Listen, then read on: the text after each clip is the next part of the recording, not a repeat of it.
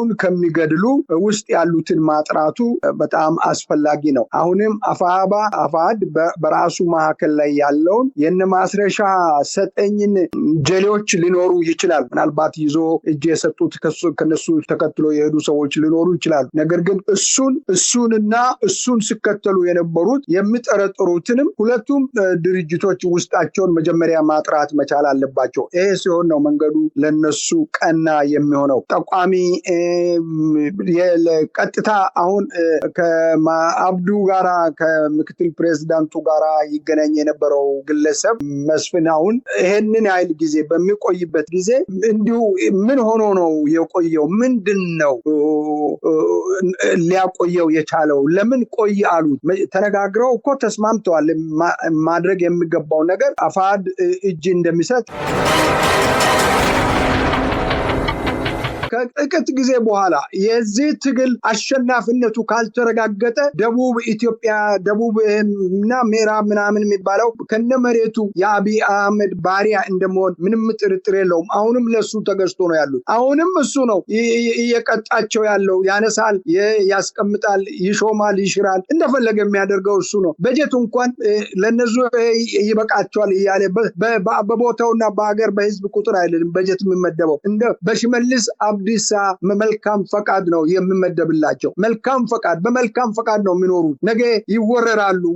ጅጅጋ ይወረራል፣ ሶማሌ ይወረራል፣ አፋር ይወረራል፣ ይወሰዳል። ስለዚህ ህዝባዊ ትግል ነው የሚያስፈልገው የሚለው ለዚህ ነው። ኮንቬንሽናል ከአማራ ይጠራ ይሰማ፣ ኮንቬንሽናል ጦር ውስጥ ይጀመር፣ ትግሉ ኮንቬንሽናል ይሁን፣ ሁሉም ይንቀሳቀስ፣ ሁሉም የትግሉ ተካፋይ እንደሆነ ያስፈልጋልና እነሱ በእቅድ በፕላን ነው እየሰሩት ያሉት። ጦርነቱ በአማራ ክልል ላይ አማራ እንዲያል፣ አማራ ገበሬ እንድታረድ፣ የሚያሳዝን ገበሬ ይሄ በልቶ የሚያድር እንኳን አይመስለኝም። እንዲህ አይነት የደረቀ ሰውነት ያለውን ህዝብ እያረዱ እኔ እንባ ነው ያነቀኝ። የሚሆነው ነገር ነው ያሳጠኝ። ጓደኞቼ ምንድን ነው የምናየው እስክንል ድረስ ህዝቡ ደግሞ መነሳት በራሱ ጊዜ መሪ መፈለግ አያስፈልግም። የኢትዮጵያ ህዝብ እኮ መሪ ፈላጊ አይደለም። መሪን ማውጣት ይችላል፣ የሚያውቅ ነው። ስለዚህ ካልደነዘ በቀር የፍርሃት ደነዝ ቆፈን ካልያዘ በቀር ኢትዮጵያ ህዝብ ታግሎ ማሸነፍ ይችላል። የአፍሪካ አገር ላይ ያለው አብዮት እንደተቀጣጠለ ነው ያለው። ለምንድን ነው የኛ አገርን እንደዚህ አድርገው ጨምድዶ የያዙት? ህዝቡ ተስማምቶት ነው ገማምቶት ነው ከሱ ጋራ ወይስ ፍርሃት ነው? ይሄ ልታወቅ ይገባል። ስለዚህ ህዝቡ መነሳት በራሱ በኩል ላይ ይገባል። ትግሉን ማክማ አብይ በብሔር ይደበቃል፣ በሃይማኖት ይደበቃል፣ ናሽናሊዝምነትን ይጠቀማል። በተለያየ ሁኔታ ላይ አብይ ራሱን እየደበቀ ራሱን እየለዋወጠ ይሄዳልና አብይ ያ ሁሉ ጨርሷል። አሁን ህዝባዊ ትግል ብቻ ነው የሚቀረው። ጨርሷል። የአብይ ጉዳይ አብይን ማስወገድ ነው። አብይ ሸሽቶ እንዳይወጣ እሱን ጭምር ነው ታሳቢ አድርጎ ነው ትግሉን ማካሄድ ያለባቸው። ለዚህ ሁሉ መሰረቱ ምንድነው መሆን ያለበት? መሰረቱ ሀብታሙ ትግል ላይ ያሉ ሰዎች ትግሉን እዛው እሽክርክር ውስጥ ማስገባት፣ ከዛ መውጣት መቻል አለባቸው። ያ ነው።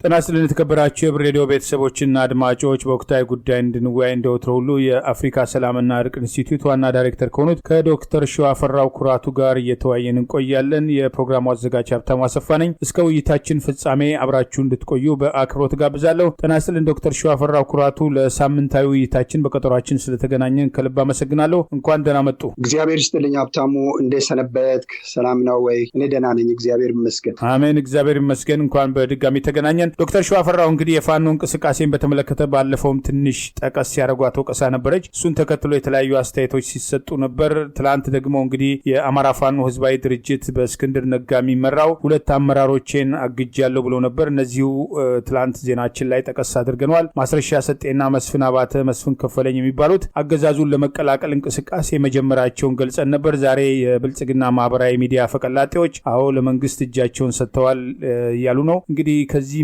ገዳይ መንግስት ጋር በአንድም ሆነ በሌላ መንገድ ንክኪ ያላቸው የሚባሉ ግለሰቦች ናቸው። አፋድ እስከ ትላንት ድረስ ለምን ቆየ የሚለው አንድ ነገር ሆኖ እንግዲህ ዛሬ ህዳር 21 ቀን 2018 ውይይት በምናደርግበት ወቅት ትላንትኛ በዜና ጠቀስ ያደረግን ማስረሻ ሰጤ ለአገዛዙ እጅ መስጠት በአገዛዙ ማህበራዊ ሚዲያ ፈቀላጤዎች በኩልም ዛሬ እየተራገበ ያለበት ሂደት አለና ይህንን እንቅስቃሴ ይህንን ሂደት ይህንን የአፋድን መግለጫ እንዴት ነው እናንተ የተከታተላችሁት? እንዴት አዩት ዶክተር ሸዋፈራው? ሀብታሙ ታንኪዩ። አንድ ጊዜ ይሄ መስፍን የሚባል ሰው ከአማራ ክልል ምክትል ፕሬዚዳንት ይበሉት እንደዚህ አይነት ከአብዱ ሁሴን ጋራ የስልክ ልውውጥ ሲያደርግ እንደነበረ በብዙ ሚዲያዎች ላይ ተዘግቧል። ይሄ እንግዲህ ከሆነ ወደ 2 ዓመት ሆኖታል እና እስካሁን ድረስ እነ እስክንድር ምን ይሰሩና ምን ይጠብቁ ነበረ? ምንድን ነበረ ሲያደርጉ የነበረው? እንደዚህ አይነቱ ውስጥ ሆነው ትግሉን የሚገድሉ ህዝባቸውን የሚያስፈጁ የውስጥ አርበኛ ማለት እንደነዚህ አይነቶች ናቸው። እነ ማስረሻ ሰጠኝ አይነቶቹ ናቸውና ሌሎቹም ጀሌዎቹ ሊኖሩ ይችላሉ። እነዚህ ብቻ አይደለም። ስለዚህ አንደኛ አሁን ነገሩ ተከስቷል።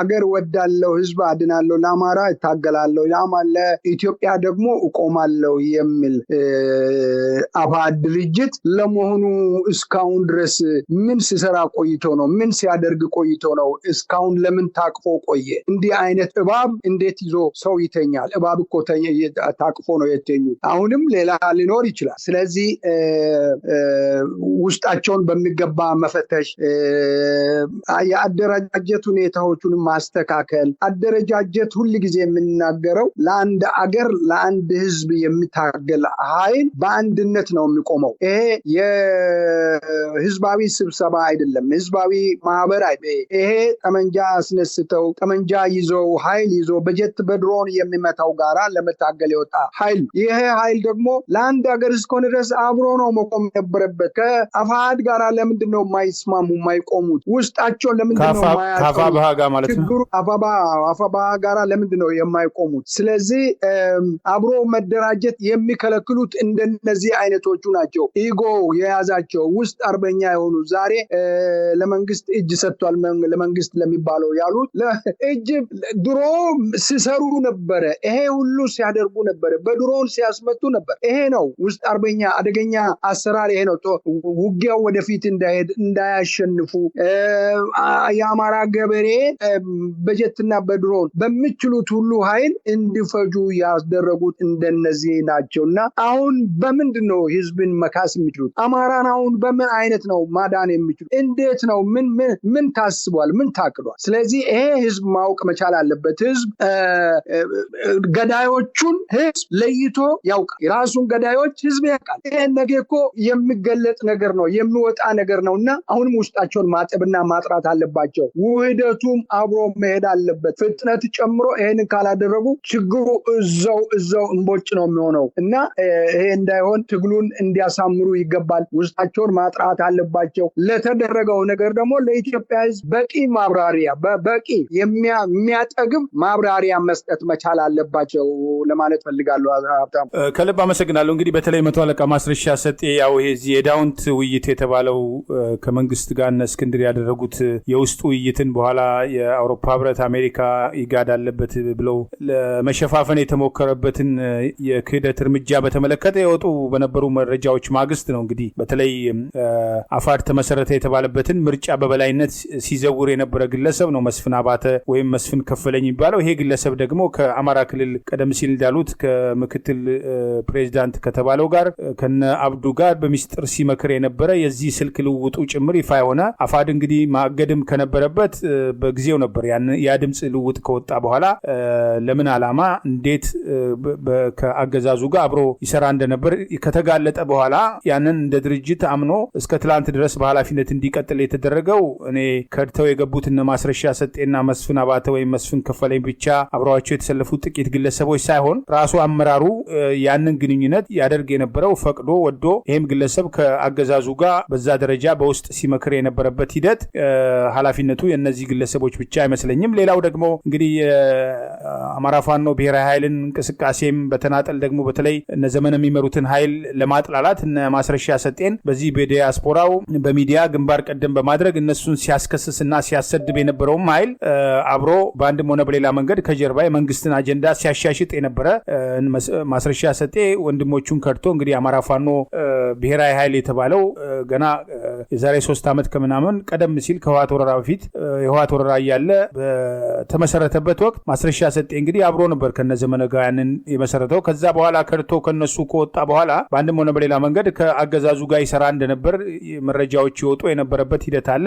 አፋድ ውስጥም ከነበረ ጊዜ ጎጃም ውስጥ ይሄ ነው የሚባል እንቅስቃሴ ሳይኖረው የጎጃም ጠቅላይ ግዛት እዝ መሪ ተብሎ በዚህ ዲያስፖራ ውስጥ ባሉ የአማራ ትግል ጉዳይ ይመለከተናል የሚሉ ሚዲያ ይዘው ይሄን ትግል ለመከፋፈልና ሿሚና ሻሪ የሆኑ ግለሰቦች ሳይቀር እሱን እያቀረቡ ሌሎችን ትግሉን እንዲያጥላላ እንዲያሰድብ ሲያደርጉ የነበሩ ሁሉ አብረው ከመንግስት ጋር በአንድም ሆነ በሌላ መንገድ ይሰሩ እንደነበር ከዚህ ገዳይ ስርዓት ጋር በግልጽ የወጣበት ሂደት አለና ምናልባት እንዲህ አይነት እንግዲህ በጎንደርም እነጸዳሉ ደሴ እነቆራጡ የሚባሉ ከሃዲዎች አገዛዙ እጃቸውን ከሰጡ በኋላ ያው በወንድሞቻቸው ላይ ከስርዓቱ ጋር ተሰልፈው ደግሞ በባንዳነት የጥፋት እንቅስቃሴ ውስጥ የገቡበት ሂደት አለና አሁንስ ነገሮች ጠርተዋል ወይ? ከዚህ በኋላም አፋድም ሆነ አፋባሃ ውስጣቸው ያሉ ቆሻሻዎችን ጠርገው ለማውጣት የሚደረገው እንቅስቃሴ ምናልባት ይሄ አንዱ የትግሉ ጥራት ይመስለኛል። ምክንያቱም በየፌርማታው እንደዚህ የከዱ ራሳቸውን እየገለጡ መስመራቸውን የሚያስተካክሉ ይኖራሉና አሁንስ ፍተሻው በቂ ነው ወይ?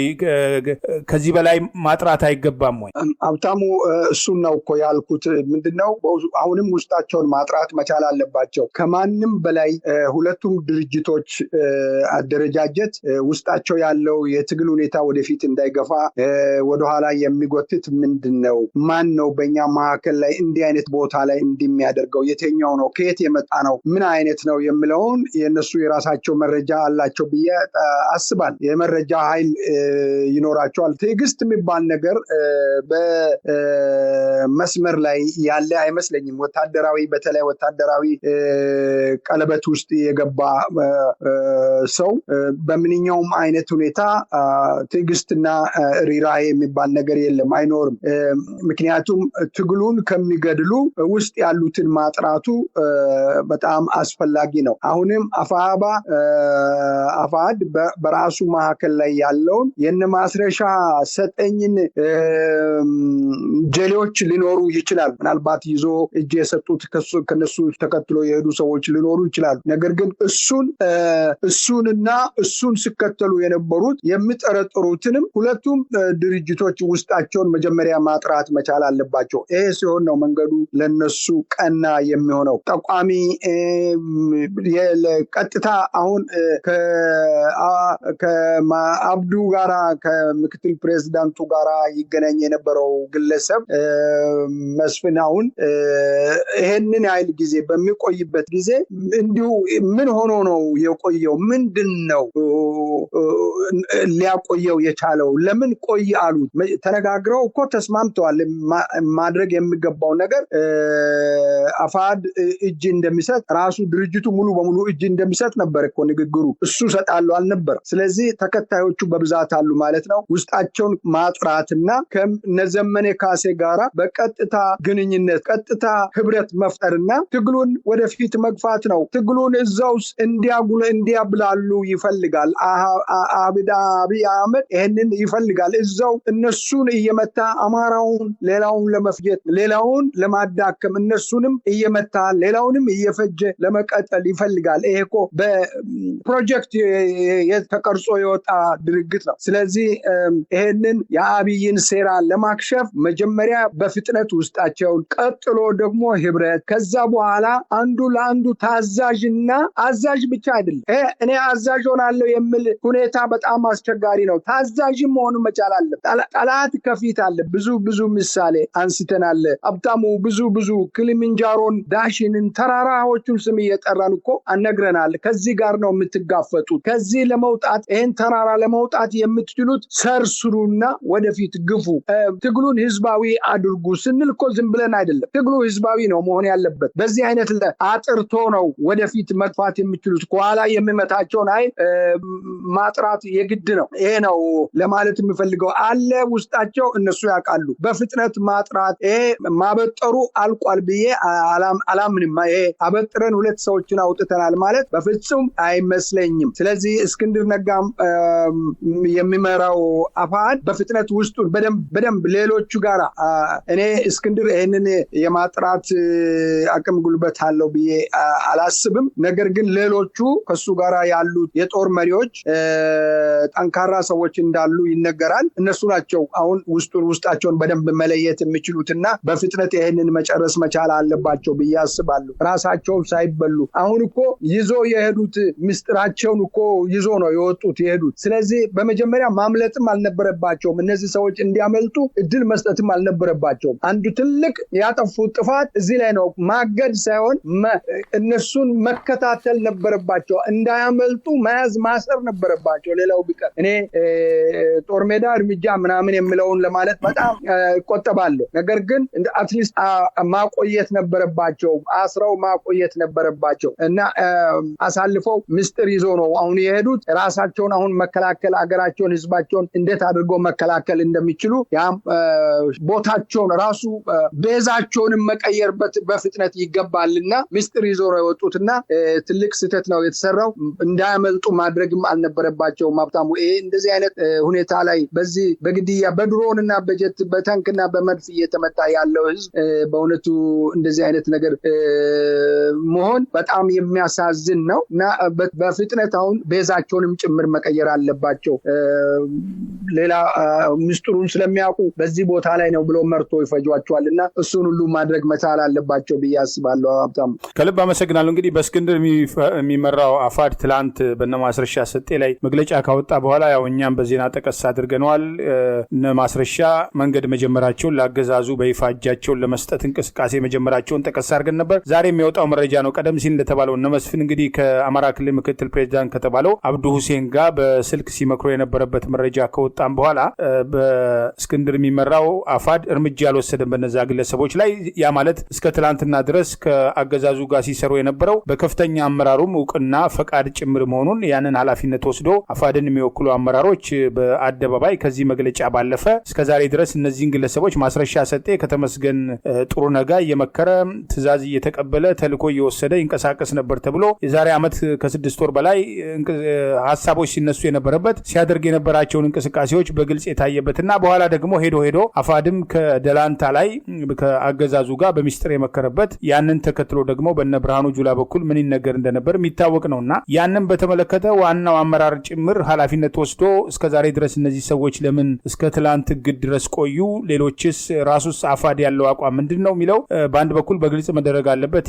ምናልባት ከአፋብኃ ጋር ውህደት ወይም ውይይት ወይም ወደ አንድ መምጣት የሚባለው ነገር እንግዲህ በጎንደር በኩል የተጀመሩ አሉ። በነ አርበኛ ደረጀ በላይ ከወንድሞቻቸው ጋር የአማራ ፋኖ ብሔራዊ ኃይል ሰሜን አማራ ቀጠና በላይ ዘለቀ እዝጋ የጀመሯቸው ቅድመ ውህደት እንቅስቃሴዎች አሉ። እነዛ ፍሬ እንዲያፈሩ ነገር ግን እሱም እንቅፋት እንዲፈጠር የሚደረጉ ጉተታዎች አሉ። ያንን ሁሉ ማጥራት ያስፈልጋል። በሸዋም ያለው የዚሁ የአፋሕድ ኃይል በነመከታው የሚመራው ከነ ኢንጂነር ደሳለኝ ሲያስብ ሸዋ የአማራ ፋኖ ብሔራዊ ኃይል ደቡብ አማራ ቀጠና አሳምነው እዝጋ እነሱም እዛ ያለውን ችግር ደግሞ ፈተው ወደ አንድ የሚመጡበት ነገርና እነ ኮሎኔል ፋንታው መዋባም እንደዚሁ የወሎ ጠቅላይ ግዛት እዚህ የሚባለው ከነምሬ ወዳጆ ጋር አማራ ፋኖ ብሔራዊ ኃይል ምስራቅ አማራ ቀጠና ምኒልክ እዝ ጋር ያላቸውን ችግር ፈተው ወደ አንድ የሚመጡበት ከዚህ ከአፋሕድም ደግሞ ተቆርጦ ወሎ ውስጥ እየተንቀሳቀሰ ያለው አሁንም ወሎ ነው። እንግዲህ ማስረሻ ሰጤም እንግዲህ የጎጃም ጠቅላይ ግዛት እዝ መሪ ተብሎ እዛው አካባቢ ነው እጅ የሰጠው የተባለው። ያን ተከትሎ እንግዲህ ያለው ቀሊ ተቆርጦ ያለም ኃይል ካለ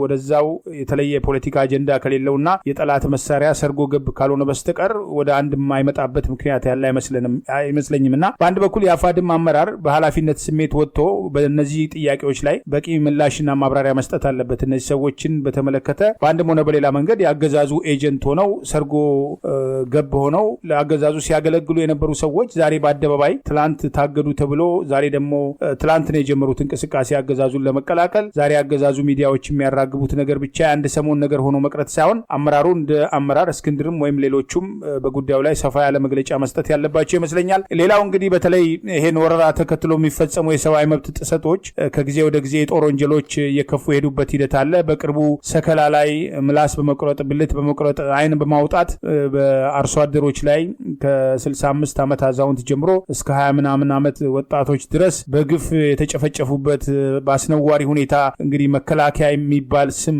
አንግቶ እየተንቀሳቀሰ ባለ ኃይል የተፈጸመ የጦር ወንጀል አለና እነዚህ ጉዳዮች ዓለም አቀፍ ትኩረት እንዲያገኙ ተገቢው ስራ እየተሰራ አይደለም የሚሉ ቅሬታዎች ይነሳሉና ይሄን መረጃ እናንተ እንዴት ነው እየተከታተላችሁ ያላችሁት? ከዚህ ቀደም ለዓለም አቀፉ ማህበረሰብ በተለይ ደግሞ ለዓለም አቀፉ የፍትህ ፍርድ ቤት ሳይቀር ክስ እስከ ማቅረብ የሄዳችሁበት እንቅስቃሴ አለና የአፍሪካ ሰላምና እርቅ ኢንስቲትዩት ሰሞኑን ሰከላ ላይ የተፈጸመውን የጦር ወንጀል እንዴት ነው የተከታተላችሁት?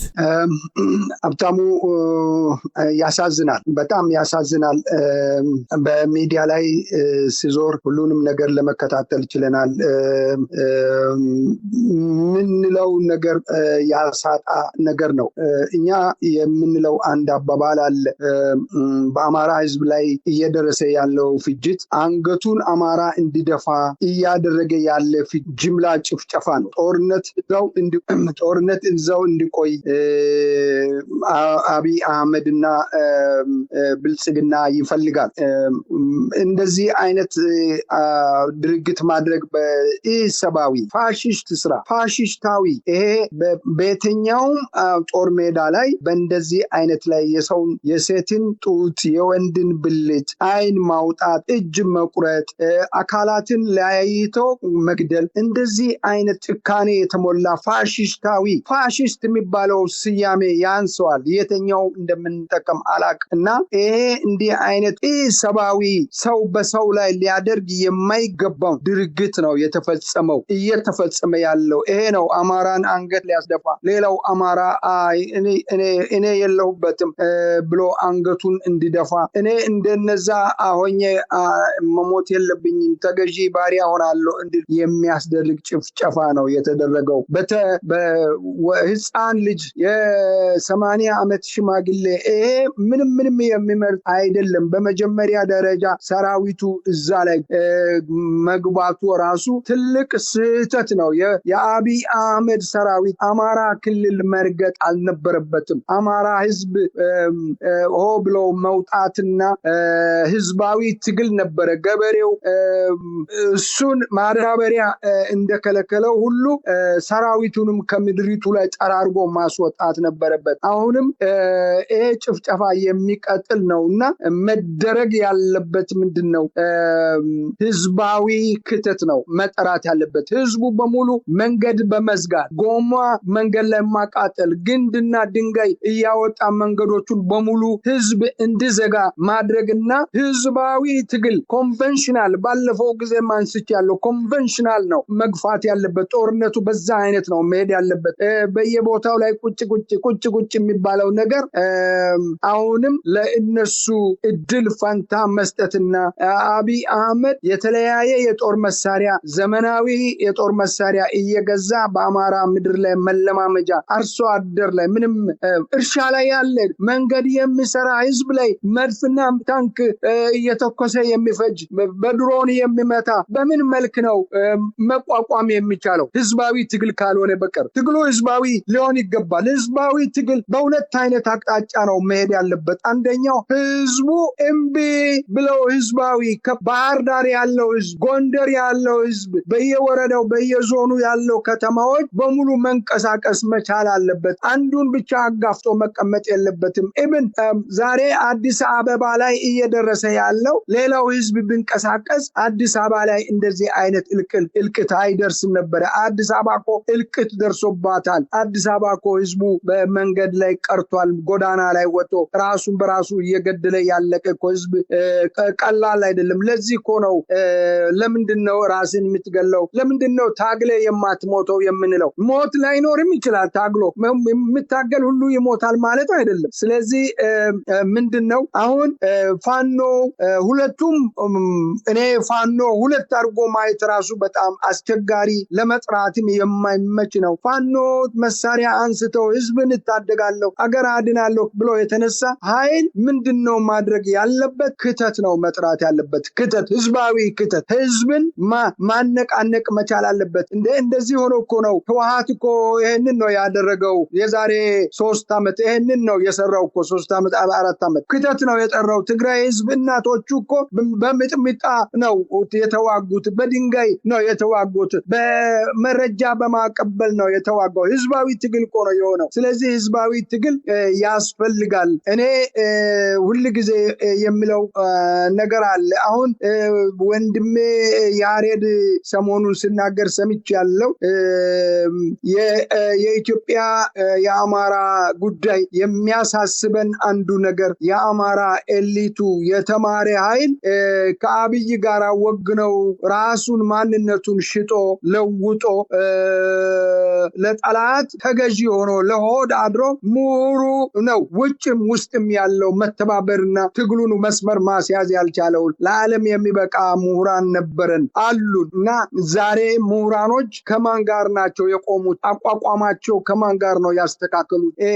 ይሄ ነው ሌላኛው ለትግል እንቅፋት እየሆነ ያለውና ይሄንንም እየለዩ ትግሉ ህዝባዊ ሲሆን እናያለን። ትግሉ ወዴት እንደሚሄድ የትግሉ አቅጣጫ የድልን መንገድ ያሳያልና ትግሉን ህዝባዊ ያድርጉ። ይሄንን ስል አንድ አቅጣጫ ላይ ብቻ አይደለም ትኩረት የምናደርገው። ሀብታሙ ምንድነው ብትል ይሄ የተበታተነ በመጀመሪያ ተስማምቶ አብሮ መኖር ያልቻለ አሁን ተበታትኖ በአራት ክልል የተበተነ አንድ ደቡብ የነበረ ህዝብ ራሱ ከጥቂት ጊዜ በኋላ የዚህ ትግል አሸናፊነቱ ካልተረጋገጠ ደቡብ ኢትዮጵያ ደቡብና ምዕራብ ምናምን የሚባለው ከነመሬቱ የአብይ አህመድ ባሪያ እንደመሆን ምንም ጥርጥር የለውም። አሁንም ለሱ ተገዝቶ ነው ያሉት። አሁንም እሱ ነው እየቀጣቸው ያለው። ያነሳል፣ ያስቀምጣል፣ ይሾማል፣ ይሽራል፣ እንደፈለገ የሚያደርገው እሱ ነው። በጀት እንኳን ለነሱ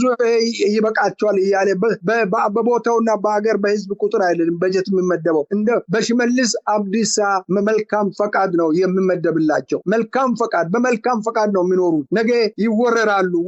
ጅጅጋ ይወረራል፣ ሶማሌ ይወረራል፣ አፋር ይወረራል፣ ይወሰዳል። ስለዚህ ህዝባዊ ትግል ነው የሚያስፈልገው የሚለው ለዚህ ነው። ኮንቬንሽናል ከአማራ ይጠራ ይሰማ፣ ኮንቬንሽናል ጦር ውስጥ ይጀመር፣ ትግሉ ኮንቬንሽናል ይሁን፣ ሁሉም ይንቀሳቀስ፣ ሁሉም የትግሉ ተካፋይ እንደሆነ ያስፈልጋልና እነሱ በእቅድ በፕላን ነው እየሰሩት ያሉት። ጦርነቱ በአማራ ክልል ላይ አማራ እንዲያልቅ፣ አማራ ገበሬ እንዲታረድ፣ የሚያሳዝን ገበሬ ይሄ በልቶ የሚያድር እንኳን አይመስለኝም። እንዲህ አይነት የደረቀ ሰውነት ያለውን ህዝብ እያረዱ እኔ እንባ ነው ያነቀኝ። የሚሆነው ነገር ነው ያሳጠኝ። ጓደኞቼ ምንድነው የምናየው እስክንል ድረስ እና ሀብታሙ አሳዛኝ ታሪክ ነው፣ አሳዛኝ ጭፍጨፋ ነው። ስለዚህ የአማራ ህዝብ ሁሉ ይስማ። ይሄንን ሁሉ የአማራ ህዝብ ይሄንን ሰምቶ ለምንድነው ጓንዴ ያለው ጓንዴ፣ ዱላ ያለው ዱላ ይዘው ኮንቬንሽናል ህዝባዊ ትግል ነው። ይሄ ለአንድ ወገን ብቻ የሚተው ትግል አይደለም። ለጎጃም አማራ ወይም ለወሎ አማራ ወይ ለጎንደር አማራ ተብሎ አይደለም፣ ለሁሉም ነውና ሁሉም ነው መታገል ያለበት። ይሄንን ነው መስራት ያለበት። የጎደለው ይሄ ነው። ይሄ ከሆነ ግን ትግሉም ይፋጠናል፣ አገሪቱንም ያድናሉ። ሌላ አማራጭ የለውም። እኛ ይሄንን ጉዳይ በቅርብ ጊዜ ውስጥ የዚህን ጭፍጨፋ የዚህን ኢሰብአዊ ድርጊት በጽሁፍ እናረጋግጣለን። ምን እንደምንል እሱን ተነጋግረን ተወያይተን እናረጋግጣለን። ሀብታሙ ከልብ አመሰግናለሁ ዶክተር ሸዋፈራው ኩራቱ። እንግዲህ በኢትዮጵያ ያለው ያው የእርስ በርስ ጦርነቱን በመቀጠል አብይ አህመድ ስልጣኑን ለማስቀጠል ቆርጧል። በሌላ በኩል ምርጫ እያለ ለማጭበርበር ይሞክራል። እንግዲህ ብቻውን ተወዳድሮ ለመሮጥና በተወሰነ ደረጃ ከምርጫ ቦርድ ድጎማ የሚያገኙ ተለጣፊ ፓርቲዎች አብረው እንዲያጅቡ ስራ እየተሰራ ያለበት ሂደት አለ። ብዙሃኑ ህዝብ ግን ኑሮ መሮናል ይላል፣ ለውጥ ፈልጋለሁ ይላል። መውጫ መግቢያ ጣን በአንድ በኩል በግብር ስም በተለይ አዲስ አበባ ደግሞ የጣራና የግድግዳ ግብር ብለው እናት ፓርቲ ህገወጥ መሆኑን በፍርድ ቤት ከሶ ያስፈረደበት፣ በኋላ ጠቅላይ ፍርድ ቤቱ በፖለቲካ ተጽዕኖና በታሪክ ጭምር የሚያሳፍረው ውሳኔ የሰጠበት፣ ፓርቲው የወከለው ህዝቡን ወክሎ ክርክር ማድረግ አይችልም፣ በግሉ የተበደለው ነገር የለም በሚል አንድ ፖለቲካ ፓርቲ ለለውጥ የህዝብን ፍላጎት መሰረት አድርጎ እየተንቀሳቀሰ እንደዚህ አይነት ህገወጥ ውሳኔ በጠቅላይ ፍርድ ቤት እንዲሰጥ የተደረገበት የፖለቲካ ጫና ያለበት አለ። ያንን ግብር አስታኮ እንግዲህ ከዚህ ቀደም እርሶ ደጋግመው አንስተውታል። የጅማው ሚስጥራዊ ስብሰባ አንዱ ነገር የኮሪደር ልማት፣ የጫካ ፕሮጀክትና የወንዝ ዳር ልማት የተባለው በተለይ ከተማ ውስጥ የአማራ ብሔር ተወላጆችን ጨምሮ ኦሮሞ ያልሆኑ በስተዋል። ስለዚህ እነሱን ደረጃ በደረጃ ለማፈናቀል ምክንያት መውሰድ አለብን ብለን አቅደን የሰራ ነው ተሳክቶልናል። ወደፊትም ማጠናክረን እንቀጥላለን ተብሎ እንደ ፓይለት ፕሮጀክት ሸገር ከተማ ያሉት ከአዲስ አበባ ክልል አላግባብ ቆርጠው ወደ ኦሮሚያ ክልል ያካተቱበትና ኦሮሚያን አዲስ አበባንም በህገ ወጥ መንገድ የኦሮሚያ ክልል አካል አድርገው እያሰቡ እየሰሩ ያሉ ስራ ነውና በቅርቡም በግብር ስም እንደገና ተጨማሪ ማፈናቀል ለማድረግ በተለይ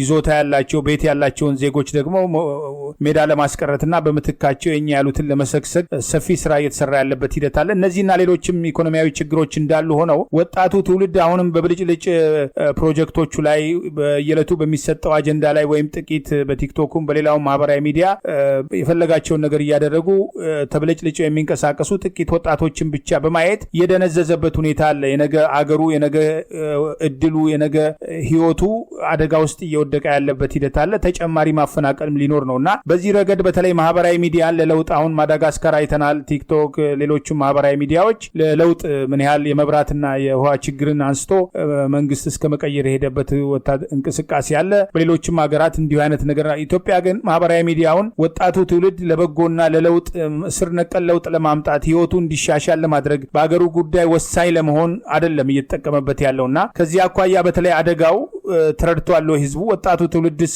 ማህበራዊ ሚዲያን ለለውጥና ለዘላቂ መፍትሄ እየተጠቀመበት ነው ወይ? ሀብታሙ ወጣት ለመሆኑ የታለ ይሄ ላረባ ስሙን መጥራት ለማያስፈልግ ሁኔታ ራሳቸውን በከተማ ውስጥ እንደ እንትን የሚያሳዩ ወጣትና አብዛኛው ደግሞ ከተማውን እንዲጠብቁ ከወጣቶችን በስለላ በውትድርና ከኦሮሚያ የሰበሰባቸው ወጣቶች ናቸው። ወጣት የታለ? የአዲስ አበባ ወጣት የታለ? አዲስ አበባ ልጆች የታሉ? በሙሉ እኮ ታፍሰው ታስረው፣ ግማሹ በበሽታ ግማሹ በተለያየ ሁኔታ እኮ ወደ ውትድርና ዓለም እየተባለ ተወስደው አልቋል። ያሉትም ደግሞ የዚህ የብልጽግና ልጆች ናቸው። አሁን እኮ ብልጽግና ከቁጥር በላይ ሆኗል እና የነሱ ልጆች ናቸው፣ የነሱ ደጋፊ ልጆች ናቸው፣ የደጋፊዎቻቸው ልጆች ናቸው። ከተማ ውስጥ ብልጭልጩንም እያዩ ቲክቶክ ላይ የሚለጣጥፉትና አዲስ አበባ ሰላም ናት፣ አዲስ አበባ ደህና ናት፣ አዲስ አበባ ውብ ሆናለች እያሉ የሚያስወሩት እነዚህ ናቸው።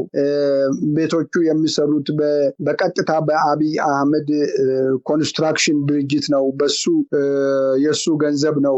እዛ ላይ ቤቶቹን እየሰሩ የሚያከራየው በሙሉ የአብይ ነው። ይህንን በተጨባጭ በበቂ ማስረጃ ሰው መድበን አስጎብኝተን አሳይተን ነው የምናገረው ያለው። በሙሉ ሰው ልከን የሄደ ሰው አጣርተው የማን ካምፓኒ እንደሆነ ማን እንደሚሰራ ለምን እንደሚሰራ ገንዘቡን እንዴት እንደሚያደርግ በደንብ አጣርቶ መጥቶ ነግሮናል። ምክንያቱም በሙሉ ፒያሳን የሰራው እሱ ነው። ካዛንቺስን አሁን እየሰራ ያለው የሱ ካምፓኒ ነው። ይቀጥላል የዚህ የአብይ ኮንስትራክሽን ድርጅት እና በሙሉ አገሪቱን የሚያብለጨልጭ ቤት የሚሰራ መንገድ እንትን የሚያደርጉት እነዚህ በሙሉ የሱ ኮንስትራክሽን ድርጅቶቹ ናቸው እና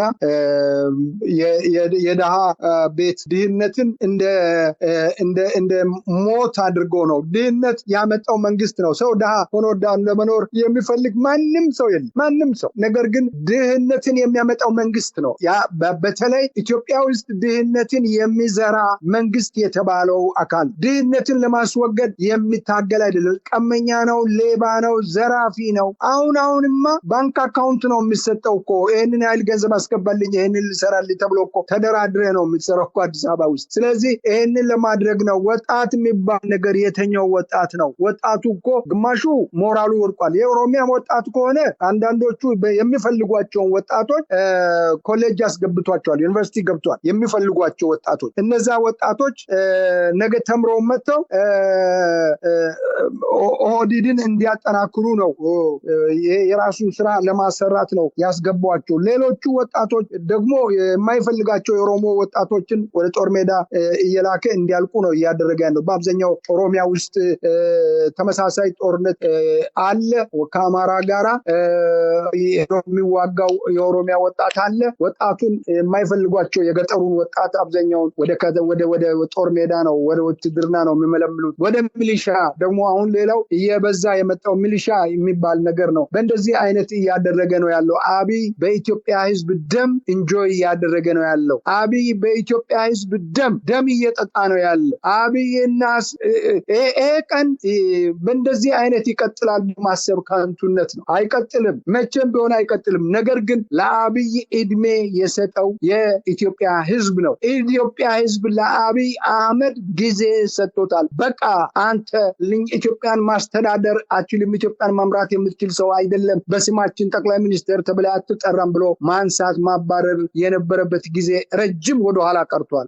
ረጅም አሁን አብይ በጦር መሳሪያና በሚሊሻ በብሔር እኮ ትልቅ ዲስክሪሚኔሽን ነው። በአንድ ብሔር ወታደር ከተማን ማስጠበቅ፣ አገርን ህዝብን ማስጠበቅ ትልቅ ዲስክሪሚኔሽን ነው፣ ወንጀል ነው። ከጦር ወንጀል ጋር ያልተናነሰ ነው እና ከተማን በኦሮሚያ ወታደር ነው፣ በኦሮሚያ ሚሊሻ ነው የሚጠበቀው። በኮሬ ነገኛ፣ በስርና ጋቸና በእንደዚህ ነው የሚጠበቀው ከተማ። አዲስ አበባ ትልልቅ ከተሞች በሙሉ በዚህ አይነት ነው። ናዝሬት፣ አዲስ አበባ እንደዚህ እያለ ይቀጥላል። ብዙ ከተሞች። ስለዚህ ይሄ ነው እየሆነ ያለውና ይሄንን ህዝብ ነው መታገል ያለበት።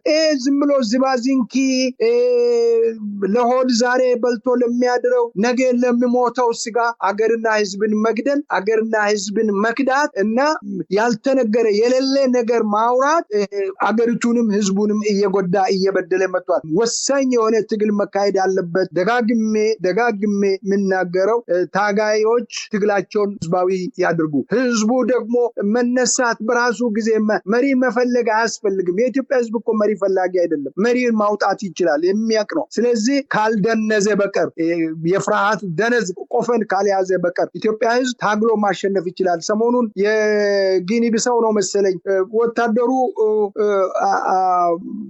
አንዱን አባሮታል እና የአፍሪካ አገር ላይ ያለው አብዮት እንደተቀጣጠለ ነው ያለው። ለምንድን ነው የኛ አገርን እንደዚህ አድርጎ ጨምድዶ የያዙት?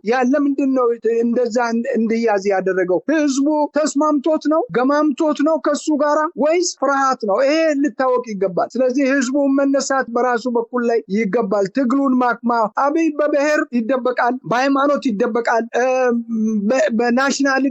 ናሽናሊዝምነትን ይጠቀማል። በተለያየ ሁኔታ ላይ አብይ ራሱን እየደበቀ ራሱን እየለዋወጠ ይሄዳልና አብይ ያ ሁሉ ጨርሶ አሁን ህዝባዊ ትግል ብቻ ነው የሚቀረው። ጨርሶ የአብይ ጉዳይ አብይን ማስወገድ ነው። አብይ ሸሽቶ እንዳይወጣ እሱን ጭምር ነው ታሳቢ አድርጎ ነው ትግሉን ማካሄድ ያለባቸው። ለዚህ ሁሉ መሰረቱ ምንድነው መሆን ያለበት? መሰረቱ ሀብታሙ ትግል ላይ ያሉ ሰዎች ትግሉን እዛው እሽክርክር ውስጥ ማስገባት፣ ከዛ መውጣት መቻል አለባቸው። ያ ነው ለድል የሚያበቃው ብዬ አስባለሁ። እግዚአብሔር ከልብ አመሰግናለሁ ዶክተር ሸዋፈራው ኩራቱ። እንደወትሮ ሁሉ ወደፊትም በሌሎች ወቅታዊ ጉዳዮች እንወያያለን። እግዚአብሔር ይስጥልን ለነበረን ቆይታ አመሰግናለሁ ሀብታሙ። አሜን። ክቡራን የህብር ሬዲዮ ቤተሰቦችና አድማጮች ስታደምጡ ለቆያችሁ ምስጋናችን ድረሳችሁ። የህብር ሬዲዮ ኦፊሻል ዩቲዩብ ቻናላችንን ሰብስክራይብ ያላደረጋችሁ ሰብስክራይብ በማድረግ በተጨማሪም የደውል ምልክቱን በመጫን የህብር ሬዲዮ ቤተሰብ እንድትቀላቀሉ በአክብሮት እንጋብዛለን። እንደወትሮ ሁሉ የህብር ሬዲዮ ቤተሰቦች ፕሮግራሞቻችንን ላይክ በማድረግ ሼር በማድረግ አስተያየቶቻችሁን በመስጠት አብሮነታችሁን እንድትገልጹ በአክብሮት እንጠይቃለን። በድጋሚ እናመሰግናለን። ጤና ይስጥልን። ቸር እንቆይ።